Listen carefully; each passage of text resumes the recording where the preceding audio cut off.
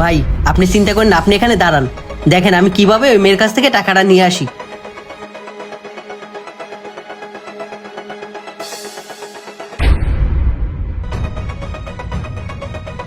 ভাই পিসি টাকা দে।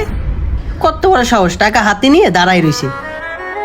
হায় আল্লাহ, মানুষ এত স্বার্থপর কিভাবে হয়? এতিমের টাকা এভাবে মেরে খায়। দেখলেন ভাই টাকাটা কিভাবে নিয়ে আসলাম। ভাই আপনি দেখি আমার থেকেও ডেঞ্জারাস। আচ্ছা চলেন, ইন্টারভিউর সময় হয়ে গেছে।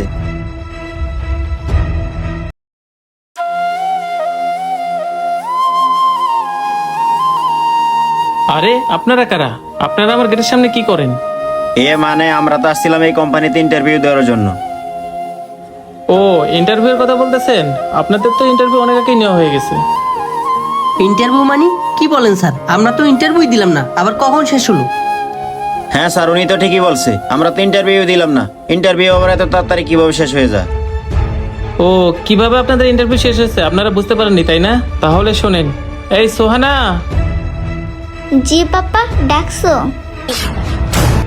ভাই এ দেখি ওই মেয়েটা। হ্যাঁ তাই তো দেখতেছি। এবার আপনারা বুঝতে পারছেন আপনাদের ইন্টারভিউ কিভাবে নেওয়া হয়েছে?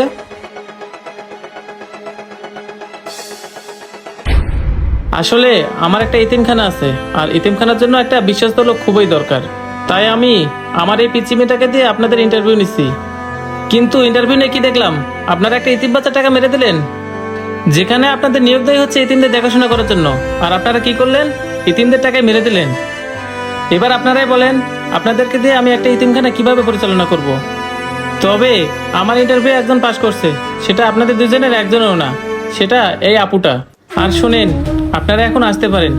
আর আপু, আপনি চাইলে কালকে থেকে আমার অফিসে জয়েন করতে পারেন। জি স্যার, আমি তাহলে কালকে থেকেই জয়েন করব। পরীক্ষা আসতে পারে যে কোনো পরিস্থিতিতে, আর সেই পরীক্ষায় পাশ করতে হলে সৎভাবে জীবনযাপন করতে হবে। ভিডিওটি ভালো লাগলে সর্বোচ্চ শেয়ার করে দিবেন। যে কোনো নতুন ভিডিওর জন্য আমাদের পেজটি ফলোতেই আমাদের সাথে থাকবেন। ধন্যবাদ সবাইকে। আসসালামু আলাইকুম।